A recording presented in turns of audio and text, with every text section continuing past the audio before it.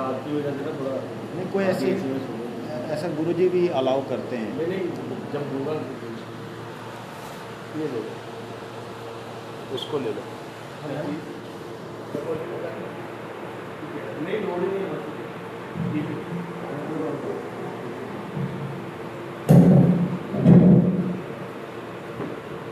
देवानानी जाने सुनीते सिंह की अद्भुत चैतन्य चरित्र।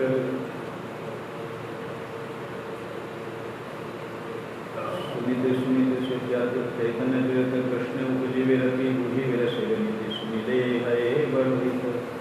कृष्णदास कविराज रचित भगत माल जेह कैलो चैतन्य चरित्र गौर गोविंद लीला सुनिते भाषय शीला आपे न कैलो मोर।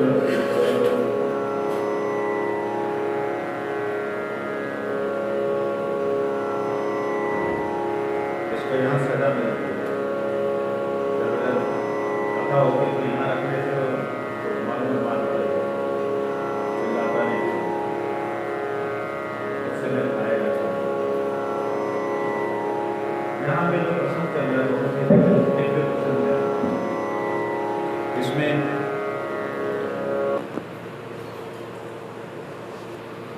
चैतन्य चरितामृत का ये द्वितीय परिच्छेद है। भगवान के विषय में बतलाया कि भगवान कौन है, कैसे हैं, किसे कहते हैं। भगवान शब्द का अक्सर हम लोग उच्चारण सबके साथ कर देते हैं। संत भगवान सवेरे आते महात्मा फूल लेके आते हैं। संत भगवान की जय, संत भगवान की जय, गुरुदेव भगवान की जय, सबके साथ ही भगवान शब्द का प्रयोग कर देते हैं। वास्तविकता में भगवान शब्द जाके कहाँ रुकता है। जैसे शक्ति शब्द बोलने से शक्ति तो असीम है। असीम होने का मतलब उसकी सीमा नहीं, उसको बंद कर दो। जिसकी सीमा नहीं और असीम शक्ति जो है, जो हम केवल शक्ति शब्द उच्चारण करते हैं तो सर्वशक्तिमान शब्द जो है हमारे पास रह जाता है।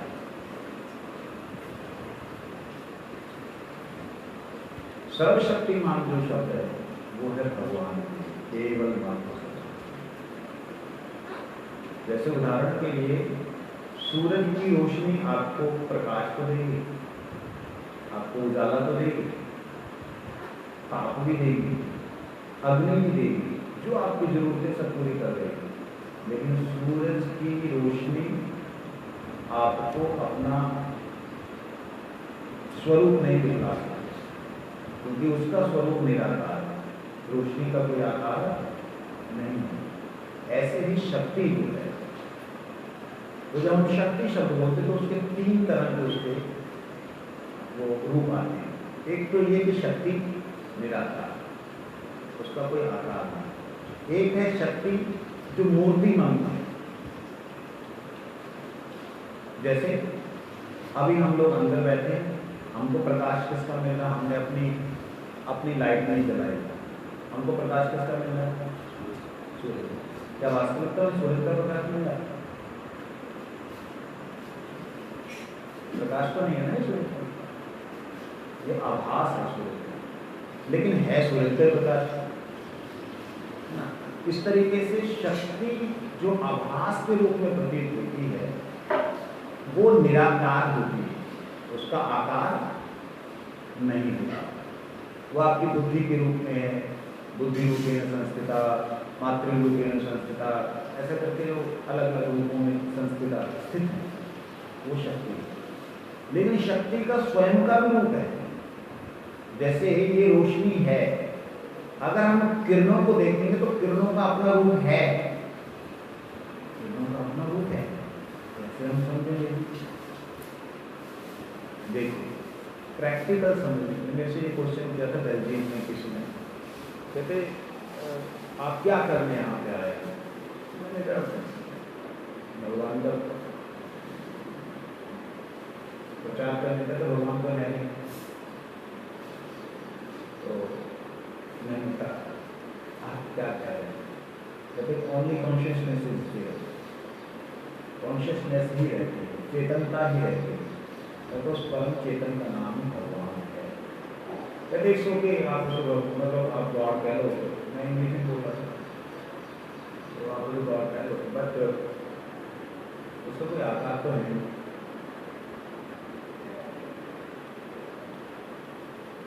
मैंने कहा कि कहते आप किस क्रिया से करवाते हैं? मैंने कहा साउंड योगा। क्या है साउंड योगा? मैंने कहा साउंड योगा ये है कि साउंड योगा प्रक्रिया है जिससे आपको अनुभव होता है कि साउंड शब्द का भी आकार कहता है। क्या बात है? तो उसमें ना गाली नहीं की, बस गाली उन्हीं के हम उनके ही जो घर में रुके थे, तो वो लोग किराए पे देते हैं, उनका बहुत बड़ा लॉन है, किराए पे देते हैं, तो प्रोग्राम करते हैं। तो लोग ने गाली नहीं दी कि क्या जरूरत तुम्हारी बात कर रहे हो, हमें क्या दूर सुना रहे हैं, शब्द का कोई आकार होता है। मैं क्या हाँ लाइट का भी आकार, वो तो दिमाग घूम गया उनका, क्या क्या क्या मतलब कर रहा है, क्या बोलना चाह रहा है। तो मैंने कहा कि मेरे को आप सिर्फ 1 मिनट दीजिए, 1 मिनट से ज़्यादा मैं करूँगा नहीं, अगर आपने उसके कुछ ज़्यादा लेना होगा तो आप मेरे वहाँ पे क्लास में आए। 1 मिनट मैंने साउंड को सराउंड किया, उनका रंग बदल गया। ये क्या था? अगर कुछ नहीं है, साउंड क्या है? मैंने प्लीज़ आप दोबारा कीजिए। मैंने कहा मेरे पास समय नहीं, मैं रसोई बना रहा हूँ, क्योंकि हमें खुद ही कुकिंग करनी पड़ती है, वो गंद वहाँ बनता है, तो कांच का ही उनका वो है ना, वो हम बर्तन अपने साथ लेके जाते हैं, कांच का जो है वो चूल्हा है, जैसे आजकल यहाँ भी चालू हो गए, तो मैंने मेरे को काम करूँ, मैं बात कहते नहीं आपने जो किया क्या था, तो था, आपको क्या होगा, आपको तो कोई असर नहीं होना चाहिए। कहते नहीं कुछ था, हाँ बहुत कुछ था, और इसका रूप भी है, इसका रंग भी है। आश्चर्यचकित। मैंने कहा मेरे को बताओ, आप अपने बेटे से बात करते हो? उनका बेटा अमेरिका रहता है। हाँ बात करता है। मैं कैसे वीडियो कॉलिंग? अगर वीडियो कॉलिंग में क्या आता है उसमें, आपका बेटा आता है ना? कहते हैं हाँ। मैंने कहा आपका बेटा आया कहाँ से? कहाँ से आया? वो कहाँ वीडियो कॉल से? वो आया तो लाइट से ही, आया तो साउंड से ही। साउंड और लाइट का भी रूप है, बट तुम्हारे पास आंखें नहीं है उसे देखने के लिए। जिसके पास आंखें वो दिखा भी देता है, बात भी करा देता है। तो इंस्ट्रूमेंट के पास में ऐसी शक्ति है कि तुम्हारे पास वो शक्ति तुमने खो दी। इसलिए प्रकाश का अपना रूप है, वह रूप जो है शक्ति का रूप, सॉरी शक्ति का अपना रूप है। वह शक्ति का रूप जब व्याप्त होता है तो दिखलाई नहीं देता है, जब वो समष्टि होती है, जब वो इकट्ठी हो जाती है तो दिखलाई देती है। तो व्याप्त रूप समझ लो सूरज का जैसे प्रकाश, और उसका समष्टि एक रूप जो है वो सूर्य स्वयं सूरज। ऐसे ही भगवान की यहाँ पे बात हमारी भगवान भगवान कौन है? यहाँ उन्होंने बताया कि जिनसे यस्य प्रभा प्रभवतो जगदंड कोटि कोटिश अवशेष वसुधादि विभूति भिन्नम तद ब्रह्म निष्कलम अनंत अशेष भूतम गोविंदमादि पुरुषम ब्रह्म जान। ये श्लोक 2-3 दिन से लगातार चिंतन में चल रहा है कि करोड़ों करोड़ों ब्रह्मांडों में जो लिमिटलेस, जैसे हमारे यहाँ पे भूमि है, जल है, अग्नि है, आकाश है, हवा है, ये 5 तत्व है। कहते हैं ऐसे अशेष लिमिटलेस तत्व हैं ब्रह्मा जी कहते जिन्हें कहते मैं नहीं जानता, हैं लेकिन मेरे को नजर आ रहे हैं, मैं उनको शब्द नहीं बता सकता, बता नहीं पा रहा। ब्रह्मा जी अनुभव करके बोल रहे हैं, देख करके बोल रहे हैं। कोटि कोटि ब्रह्मांडों में अशेष वसुधादि ऐश्वर्यों द्वारा, ये जो वसुधादि, वसुधा मतलब भूमि आपवान वाली, भूमि आदि अशेष भूमि आदि इत्यादि ऐश्वर्यों के द्वारा जो भेद अलग अलग रूप से दिखाए गए, जो अलग अलग तरह के ब्रह्मांड दिखाए गए, कहते हैं वे निष्कल हैं। जो दिखलाई दे रहे हैं वो निष्कल, उन्होंने कोई खंडित नहीं कर सकता, आकाश को खंडित नहीं कर सकता। कहते हैं वो निष्कल कौन, जिनसे हो रहा है सब कुछ, उनको कोई खंडित नहीं कर सकता। अनंत हैं, उनका अंत कोई भी नहीं है। अनंत का दूसरा अर्थ होता है जिसकी कोई सीमा। अशेष है, जो कभी खत्म होने वाले नहीं। अशेष भूत हैं, मतलब अनंत प्राणी, अनंत आत्माएं जिनसे प्रकट हो रही है, अशेष भूत। कहते वो ब्रह्म है, जो ब्रह्म उन ब्रह्म से सारा होगा, मतलब उन्हीं ब्रह्म से ब्रह्मा विष्णु महेश एक एक ब्रह्मांड में सृष्टि स्थिति और लय कर रहे हैं, उन्हीं ब्रह्म से। कहते वही ब्रह्म जिनसे उत्पन्न हुए हैं। मैं पुण्य आदि पुरुष गोविंद का भजन करता हूं। क्या बात है, हम लोग क्या सोचते हैं कृष्ण जी तो विष्णु जी क्या अवतार है, कहते ब्रह्म से सारी सृष्टि उत्पन्न हुई और उस सृष्टि का उत्पत्ति होना, उसका रुकना और उसका नष्ट होना, ये तीनों चीजें जिनसे होती हैं वो ब्रह्म है। यतो वा इमानि भूतानि जायन्ते येन जातानि जीवन्ति यत् पर्यन्त विशन्ति तद्विद् जिज्ञास तदैव ब्रह्म। वह ब्रह्म है जिससे सब कुछ होता है, ब्रह्मा, जिससे सब कुछ पालन होता है, विष्णु, जिससे सब कुछ संहार हो जाता है, शिव। त्रिशक्तियों को, जो त्रिशक्तियों का सोर्स है वह ब्रह्म। और ब्रह्मा जी कह रहे हैं कि हे नाथ, आपसे वो ब्रह्म है, मतलब वह प्रकाश जो है, अखंड मंडलाकार व्याप्त जो ब्रह्म है वो आपसे है। उदाहरण के लिए जितनी भी सृष्टि है हम देख रहे हैं, हमारे नजरों में आ रहे हैं, सारी की सारी ऊर्जा कहां से ले रही है? सूरज। सिंपल। अब मैं अगर कहूं कि एक पौधे को सूरज ने उगाया तो क्या गलत नहीं है? क्या पूजा नहीं किया तो क्या गलत है? ये रंग जो आया ये सूरज ने दिया, क्या गलत है? ये जो फूल में रंग है ये सूरज से हुआ, क्या गलत है? कुछ ठीक है, आप ध्यान दें, क्या वास्तविकता में सूरज नहीं है? अगर सूरज के सिर्फ 2-4 100 किलोमीटर दूर, 100 नहीं, 1,50,000 किलोमीटर पृथ्वी अगर होगी तो जल के खाक हो जाएगा, कुछ बचेगा ही नहीं।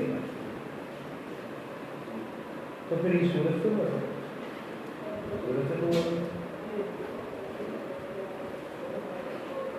सूरज की किरणों से हुआ,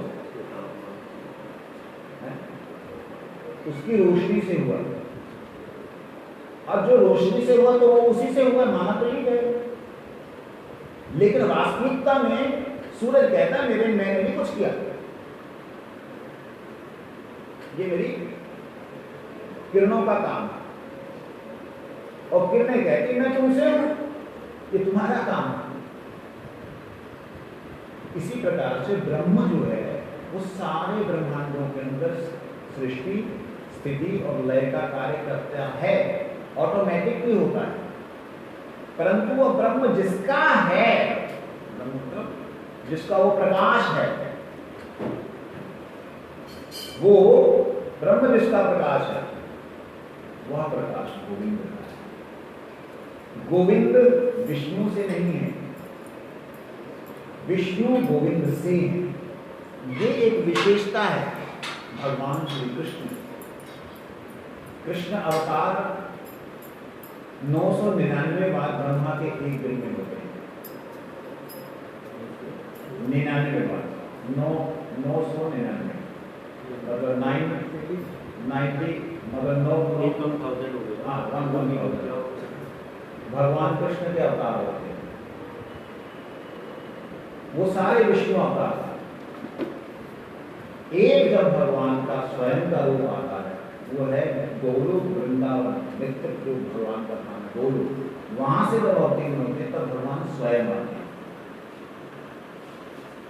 वो होता है ब्रह्मा के बीच वक्त का समय, मतलब ब्रह्मा का जो एक दिन है उसकी अगर कैलकुलेशन करें वो लगभग 4 खरब समथिंग कुछ वर्ष बनते हैं एक दिन में, सूर्य वर्ष, चंद्र वर्ष। और उसके बीचों बीच जो है 7वां मनु, एक मनु के राज्य में 71 बार चतुर्युग बीतते हैं। एक मनु के राज्य में 71 बार चारों युग बीत जाते हैं। 14 मनुओं का राज्य होता है ब्रह्मा के एक दिन में, और ये 7वां मनु है। 7वें मनु की 28वीं चतुर्युगी है, तो ये बिल्कुल सेंटर का टाइम आ गया, मतलब समझो दोपहर का टाइम उनके लिए मोटी मोटी बात है। तो उस दृष्टि से ब्रह्मा जी ने यह सोचा कि ये कृष्ण वो तो नहीं जिन्होंने मेरे एक दिन में आना था। ब्रह्मा जी जब जन्म हुआ ना, बच्चे की तरह नहीं हुआ, छोटा बच्चा हो, बड़े हो, ब्रह्मा जी जब प्रकट हुए तो उलन ब्रह्मा के रूप से प्रकट हुए। और जब भगवान ने उनको सृष्टि के लिए बोला, जब सारी बातें हमने सृष्टि के लिए बोला, तो ब्रह्मा ने कहा कि प्रभु आप कह रहे हैं सृष्टि के लिए, लेकिन ये सृष्टि क्या है? कहते हैं ये अनादि है। 4 श्लोक भगवान ने कहे, 4 श्लोकों में बोला कि जो अनादि आदि है वो तुम्हें एक बार, तुम्हारी सृष्टि करने पे एक बार तुम्हें एक दिन में दर्शन दे। तब भगवान एक दिन में एक बार आएंगे, वो जो सब सारी सृष्टि के कर्ता धर्ता मालिक हैं।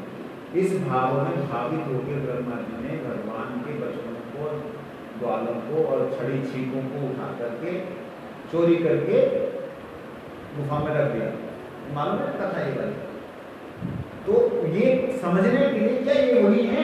क्योंकि ब्रह्मा जी ने एक असुर था, उसका नाम था अघासुर, उसको वर दे दिया था कि तुझे, उसने बोला था कि मैं इस धरती के किसी भी मनुष्य से या किसी भी प्राणी से ना मरूं, ठीक है, और तुम त्रिदेव से ना मरो। तथा ब्रह्मा ने वो वर दे दिया उसको कि जा किसी दिन जान कि इसके लिए भगवान को आना पड़ेगा, क्योंकि वह त्रिदेव के अंतर्गत नहीं, त्रिदेव उनसे है। जैसे कोई कहे मैं प्रकाश से ना मरूं, नहीं मरेगा, लेकिन सूरज से तो जल के ऐसे। तो वह गोविंद जो है भगवान को आने लगते हैं, तब सारे के सारे अवतारों में प्रवेश कर जाते हैं। तो कैसे आएगा रात को ही तो वो ये है कि गर्ग संहिता बोल के गर्ग गर्गाचार्य ने लिखा, उसको एक बार ले जाना पड़ लेना, तो उसमें थोड़ा विस्तार से मालूम होता है। मैं उस प्रसंग को नहीं लेना, यहाँ वापस आता हूँ। तो भगवान गोविंद जो है वो ब्रह्म के भी कारण है। इस बात को बड़े बड़े ब्रह्म ज्ञानी नहीं मानते, क्योंकि वो लोग कहते हैं निराकार के बाद कुछ भी नहीं है। लेकिन उनके समय में ये नहीं आ रहा कि निराकार प्रकाश का जो पुंज है, जहां से वो प्रकाशित हो रहा है, वो मंडलाकार व्याप्त तो है सर्वत्र, लेकिन वो जो पुंज है उस पुंज के भीतर क्या है ये उनको समझ में नहीं आ रहा। वो राधा स्वामी जो हैं उसी बाबा जय गुरुदेव का सब उसी लाइन पे, इवन की बाबा नानक भी इसी पद के ज्ञान वाले, तो उनको केवल मात्र वहाँ वो उस प्रकाश में ही आनंद मिल जाता है। और वो उनकी सुरती की आखिरी जो चरम टॉप का जो उनका वो है शब्द, वो है बांसुरी। बांसुरी कहते बस यही है शब्द और यही लाइफ जो है, यही है सब, इसके अलावा कुछ नहीं। अरे भैया शब्द आनंद है, तुम अगर चाहत ही नहीं करोगे तो आगे जा ही नहीं सकते। तुमने अपनी लिमिट, अपनी सीमा वहाँ मान दी कि मैं इससे आगे नहीं कुछ चाहता, तो भगवान जबरदस्त नहीं देंगे, है भी नहीं ये चीज़। इसीलिए साधन करते हुए कभी भी ना हमें बंधना नहीं चाहिए। बंधने का मतलब हमें लिमिट नहीं रखनी चाहिए। भगवान हमें जहाँ लेके जाना चाहे चले, हम अपना साधन पूर्ण करेंगे, साधन में कोई कमी नहीं रखेंगे, साधना में कोई कमी, पूर्ण साधन।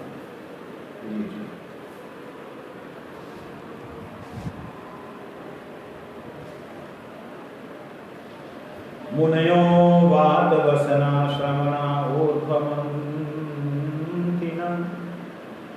ब्रह्मख्यं धामते यान्ति शान्ता सन्यासिनो अमला। अंतर्यामी जारी योग शास्त्र कहे सेह गोविंदे अंश विभूति देह। अनंत सहट स्फटिके जैसे एक्शु भाषे तैसे जीवे गोविंदे अंश प्रकाशे। कहते जो परमात्मा शब्द का प्रयोग हम लोग करते हैं, परमात्मा का अर्थ होता है वही प्रभु सभी आत्माओं के भीतर साक्षी रूप से, सभी आत्माओं के भीतर साक्षी रूप से। समझना इस बात को, साक्षी रूप से क्या मतलब होता है। आत्मा के भीतर साक्षी रूप का मतलब है हम सबके पास में एक मेमोरी चिप दी हुई है परमात्मा ने, जो भी कर रहे हैं सब सेव हो रहा है, जाने अनजाने में, चाहते हुए ना चाहते हुए, सब कुछ उसमें साक्षी के रूप में सेव हो रहा है। अब उसी लिंक को अगर हम जागृत कर दें, अगर उससे संबंधित हो जाए, तब वही लिंक हमें परमात्मा की अनुभूति कराएगा। कहते वो परमात्मा उसी प्रकार से जगत में व्याप्त हैं जैसे मानो सूरज जो है लाखों लाखों दर्पणों में अपनी रश्मि के द्वारा, किरणों के द्वारा लाखों लाखों दर्पणों में लाखों लाखों अलग अलग रूपों से दिखाई देगा। छोटा दर्पण, छोटा बड़ा तो बड़ा, जैसा उतना ही प्रकाश जितना उसके अंदर समर्थ। इसी प्रकार से जीव जो है उसके भीतर उसी परमात्मा का अंश जो है स्वयं आत्मा होने के नाते, जब आत्मा स्वयं भजन करने में लगती है, भगवान को समर्पण करने में लगती है, तो भगवान उसके अंतरात्मा में प्रतिबिंब रूप से दर्शन देते हैं। जब दर्शन देते हैं तो उसके सारे के सारे संदेह संशय नष्ट होते हैं। उसे कोई शास्त्र अलग से पढ़ने की जरूरत नहीं पड़ती है, सब उसे ज्ञान होता है। अंदर से उसके जागृति आ गई, अंदर के अंधेरा मिट गया, तो कुछ संदेह नहीं रहता। कहते ऐसे ही गोविंद जो हैं जीवों के अंदर अंश के रूप में विराजमान होते हैं। अथवा बहने तेन किं ज्ञातेन तव अर्जुन विष्टभ्यामिदं कृष्णमेकांशेन स्थितो जगत्। हे अर्जुन, अधिक क्या कहूँ, मैं ही एक अंश के द्वारा परमात्मा रूप से अखिल जगत में प्रविष्ट होकर विराजमान हूँ। देखिए भगवान भी ना बोलते बोलते अपनी बात को बताते हुए एक शब्द प्रयोग कर रहे, क्या मैं, अथवा वह नेतेन किम ज्ञातेन तव अर्जुन, मैं तेरे को क्या और बताऊं, अब मतलब कितना बताऊं। मतलब भगवान भी अपनी शक्ति का वर्णन करने के लिए असमर्थ हैं, मैं ये कहना चाहूंगा, मेरा एक पर्सनल व्यू। क्यों जी? भगवान असमर्थ कैसे? भगवान तो सर्वशक्तिमान है, उनके लिए असमर्थता हो ही नहीं सकती। ठीक है, नहीं हो सकती। लेकिन भगवान भी कह रहे हैं कि मैं तेरे से अधिक क्या कहूं, मतलब तेरी कैपेसिटी ही नहीं है समझने की, तेरे को मैं अधिक क्या कहूं। मैं एक छोटे से अंश के रूप में सारे जगत में ही व्याप्त हूं। अब इस चीज को आप दूसरे ढंग से देखेंगे, दो तरीके हैं इसको देखने के। एक ये कि आप सृष्टि में परमात्मा को ढूंढने लगे, एक, और एक है परमात्मा में सारी सृष्टि को देखने लगे, दो अलग। सूरज की रोशनी में सूरज को देखने लगे, एक है सूरज में सारी रोशनी को देखने लगे। कौन सा सही मायने में सही है?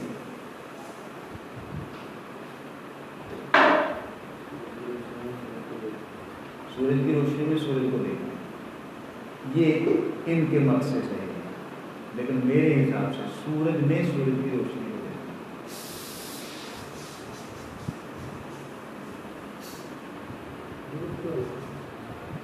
एक बुझारत से लग रही है, बुझारत नहीं है, बड़ी क्लियर बात है। देखिए सूरज की रोशनी में, सूरज के प्रकाश में आप सूरज को तो देख पा सकते हो, उसका प्रतिबिंब तो दिखाई देगा, लेकिन वो सूरज नहीं है, इस बात को समझ लीजिए। तो सूरज दिख क्यों रहा है? वो दिख रहा है कि वो संबंध उस किरणों का सूरज से है, तो संबंध के रूप में भगवान विराजमान रहते हैं, समझे नहीं? आत्मा परमात्मा से संबंधित है, ये संबंध जो है भगवान के साथ में, संबंध में विराजमान है। जहां भगवान के साथ किसी भी जीव का, कोई भी जीव की आप सेवा कर रहे हैं, अगर उसका संबंध नहीं है ना, तो वहां भगवान नहीं। इसलिए भगवान ने गीता में एक और बात कही, मैं जगत में हूं, जगत मुझ में है, ना मैं जगत में हूं, ना जगत मुझ में है। दो बात कैसे लग रहा है? बड़ा क्लियर है। जैसे सैटेलाइट है, सारे के सारे मोबाइल सिस्टम संचालित किससे हो रहा है? सैटेलाइट। लेकिन क्या सैटेलाइट कर रही है संचालित? सैटेलाइट संचालित कर रही है। अगर सैटेलाइट के सब कुछ मेरे अंदर में है तो गलत होगा क्या? गलत नहीं। मनुष्य इधर से करता है तब जाकर उधर एक्टिवेशन होता है कुछ है, लेकिन अगर वो कहीं मेरे अंडर में है, मैं खत्म कर दूंगी तो खत्म हो जाएगा कि नहीं? इसी प्रकार से भगवान सुपर सैटेलाइट है, इसको ब्रह्म कहते हैं। तो भगवान से सब कुछ हो रहा है, भगवान ही सब कुछ कर रहे हैं, भगवान ही सर्वव्याप्त हैं, ये बात भगवान कह रहे हैं। लेकिन उसी तरह से जैसे एक सैटेलाइट निर्विकार होकर के बोल रही है कि मैं ही सब कुछ कर रही हूँ, मेरे द्वारा सब कुछ हो रहा है, वास्तविकता में जो ये सोच रहे हैं कि ये कर रहे हैं, कुछ भी नहीं कर रहे, क्योंकि जैसे मैं अपने आप को बंद करूंगा तो ये कुछ भी नहीं कुछ कर सकेगा। ये संबंध से भगवान का जीव के, ये संबंध से ही भगवान का इस जगत में अवतरण है, भगवान उतरते हैं। अगर किसी से संबंध गाढ़ा हो जाता है तो भगवान उस में प्रकट नहीं हो जाते। अगर गाढ़ा नहीं है, थोड़ा है, तो थोड़ा ही उसको अनुभव होता है। अगर थोड़ा भी नहीं है तो उसको उस भगवान से कोई लेना देना नहीं, उसके पत्थर है। तो ये चीज है, ये संबंध के ऊपर डिपेंड करता है। अन्यथा अगर भगवान ही जिस प्रकार से कहते हैं मैं ही अपनी जगत में जो है प्रविष्ट हूँ, तो भैया कुछ तो गलत हो ही नहीं सकता। तो उपदेश क्यों कर रहे हो? बेवकूफ बना रहे हो? किसको उपदेश कर रहे हो? अगर आप अर्जुन में ही हो, अर्जुन आप ही हो, तो उपदेश किसके लिए? अगर जीवन में आप ही हो, आप ही चलाने वाले हो, तो फिर उद्देश्य किसकी? यही समझने वाली बात है। भगवान केवल मात्र संबंध से है। जैसे इस किरणों का संबंध सूरज से है, किरणों के माध्यम से सूरज तक हम पहुंच सकते हैं, लेकिन किरण जिधर पड़ी उस दर्पण में देख करके हम प्रतिबिंब को कह दें ये सूरज है, वो थोड़ा ठीक है, थोड़ा पूर्ण रूप से गलत है। इसी प्रकार से जो लोग कहते हैं ना, क्या माला करने से होगा, आप किसी की सेवा कर लो, किसी का दिल ना दुखाओ, यही कई लोग ऐसे तो उन्हें पता ही नहीं है भजन है क्या, उन्होंने भगवान को देखा ही नहीं, उनको भगवान का अनुभव ही नहीं, वो तो केवल दर्पण को खिला रहे हैं। दर्पण में छवि जो होती है प्रतिबिंब उस वाले ओ भाई, दर्पण का श्रृंगार करने से क्या बंदे का श्रृंगार हो जाएगा? हाँ? आप भोजन किसको दे रहे हो? शरीर को। कपड़े किसको दे रहे हो? शरीर को। तो क्या करना होगा?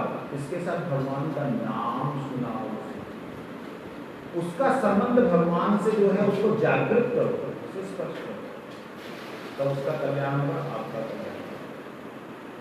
जैसे क्रिश्चियंस को देखो, मुसलमान डरा करके भजन में लगाते हैं, क्रिश्चियन लोग मुझे नौकरी मिल जाएगी, ठीक हो जाएगा, वो दवाइयाँ ऐसी दे देते हैं जैसे कि क्या बोलते हैं, जो प्लेयर्स आते हैं नशा टाइप होता है ना,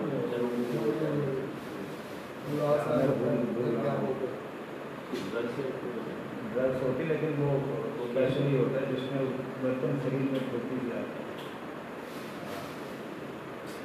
न्यूज़पेपर में कई बार याद नहीं आ रहा है, वो दे देते हैं, तो वो दे देते हैं, और देने से उनको लगता है कि हमसे कृपा हो गया, हमारे में शक्ति आ गई, हम चलने लगे। उन लोग से जीसस की तरफ लगा रहे। तो अगर आप भी कुछ कर रहे हो तो आप भगवान की तरफ लगाओ ना, भगवान का संबंध लो ना, जिस संबंध से संबंधित होने के बाद में आज नहीं तो अगले जन्म में जीव कभी ना कभी उन सुकृतियों के कारण, सुकृति मतलब सुंदर भगवान के लिए की गई कीर्ति कर्म, उन सुकृतियों के द्वारा कभी ना कभी आपकी तरह इसमें भगवत मार्ग पर चल पड़ेगा, और चलने से वो जब उसका कल्याण होगा तब आप और आनंद में डूबोगे, और आनंद आएगा। अरे तो शरीर के साथ में संबंधित होकर के सोच रहे यही परमात्मा, इसके अंदर परमात्मा, अरे इसके अंदर नहीं, आत्मा के अंदर है, इसके अंदर तो आत्मा है। हाँ? आत्मा में परमात्मा का संबंध है, याद रखना, नॉट परमात्मा।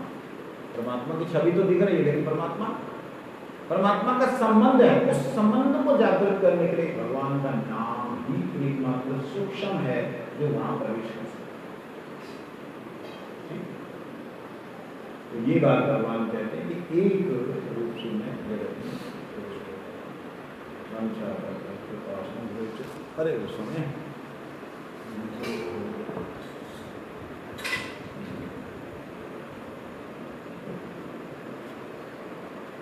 तमिमहं अजं शारीरभाजां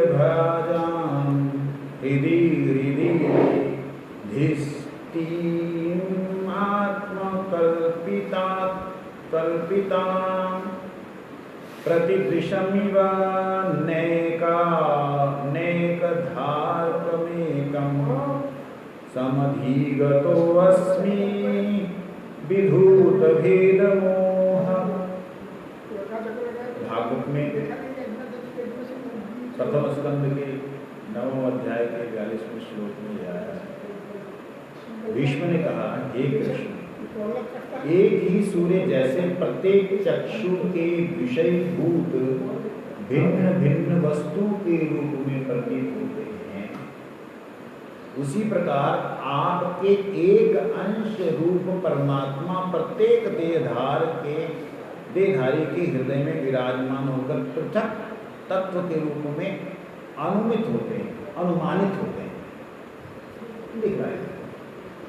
परंतु जब वे सब आपके आत्मकल्पित होते हैं, अर्थात आपके दास के रूप में अपने आप को जानते हैं, तब किसी प्रकार के भेद का मोह नहीं रहता।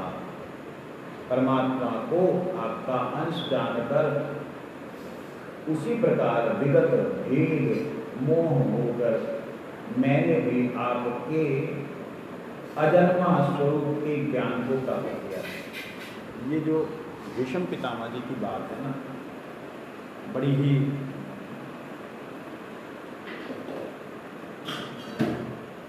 गंभीर बात है।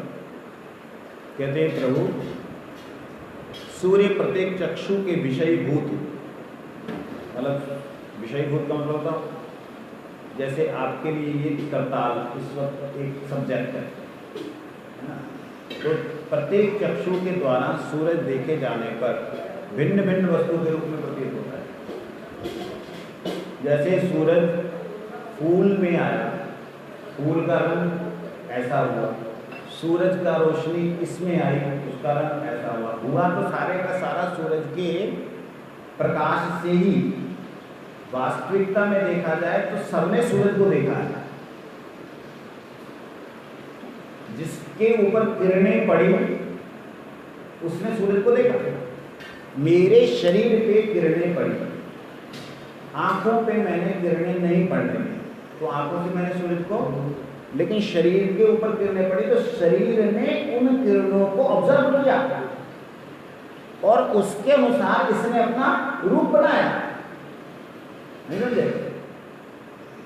गोरे लोग ना ऐसे वो सूख रहे होते हैं समुद्र के किनारे, काले होने के, और यहाँ के लोग रगड़ रहे होते हैं, क्या बोलते हैं, सफेद होने के लिए।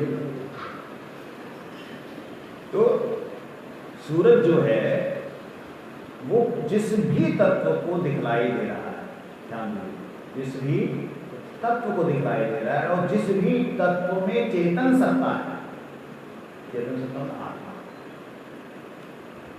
वो आत्मा उसको, उस सूरज की रोशनी को जो ले रही है तो सूरज को देख रही है। देखते हुए जो उससे ग्रहण कर रहे उसका पृथक पृथक रूप हमें दिखलाई देता, अलग अलग पृथक मतलब पंजाबी में, हिंदी भी, जितनी भी हिंदी नहीं आती, बड़ी मुश्किल की बात है। आप जलंधर से हैं ना, ये पूछ रहे थे जलंधर से, तो मैं देखा नहीं, मैंने कहा भैया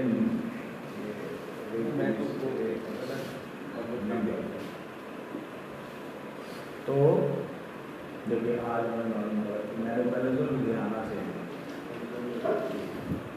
चलिए वास्तविकता में आप जलंधर से हो नहीं, सभी हम ठाकुर जी के पास से ही अटक के गए इधर, है ना, उधर ही जाना है, कोई बात नहीं।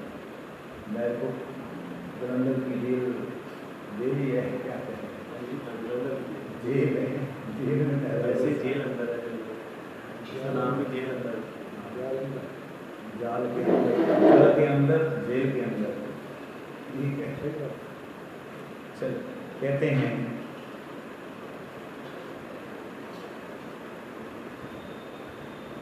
जब सारे के सारे तत्व, सारे के सारे जीव आत्मकल्पित होते हैं, आपके आत्मकल्पित मतलब अपने आप को आपका समझते हैं, कितना भी ये सारे का सारा चराचर में जो सूरज की रोशनी से बड़ा हुआ है या फल फूल दे रहा है, सारे का सारा अपने आप में अपना अस्तित्व लिए हुए हैं। लेकिन जिस दिन ये समझे कि हम उनके हैं, जिनसे उनसे हमारा अस्तित्व है, उनके कारण हम हैं, उसी दिन क्या कह रहे हैं, उनका सारे का सारा मोह भंग हो जाएगा, अज्ञान खत्म हो जाएगा कि मैं इसका मालिक हूं, मैं, मेरे बिना तुम हो जाएगा, खत्म हो जाएगा।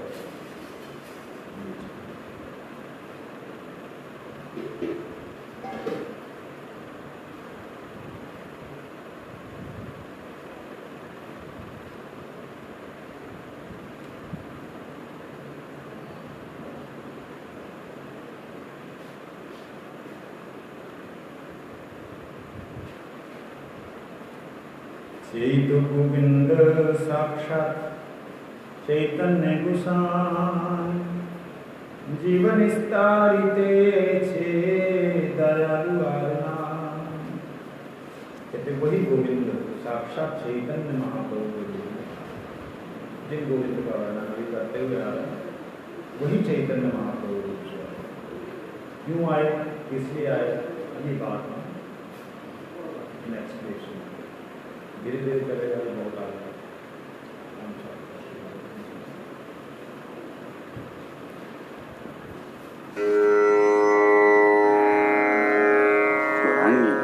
from Soundlands.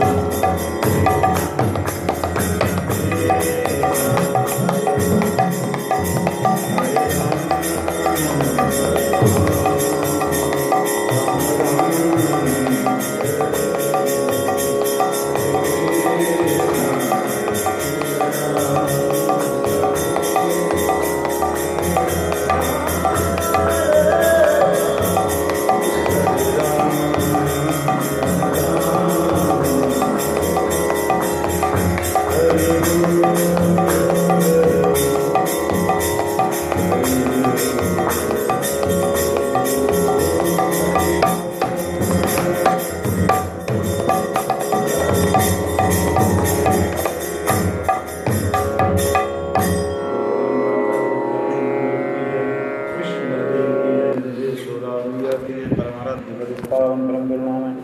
नित्यलीला विष्णु विष्णुपाद भक्ति वल्लभ तीर्थ गोस्वामी श्री गुरुदेव महाराज की जय। नित्यलीला विष्णु विष्णुपाद भक्ति देव माधव गोस्वामी महाराज की जय। नित्यलीला विष्णु विष्णुपाद भक्ति सिद्धांत सरस्वती गोस्वामी ठाकुर प्रभुपाद की जय। रूपानंद गुरुवर्ग वृंद की जय। पंच तत्वात्मक गौर हरि की जय। तुलसी महारानी की जय। भक्ति देवी की जय। भक्त नरसिंह भगवान की जय।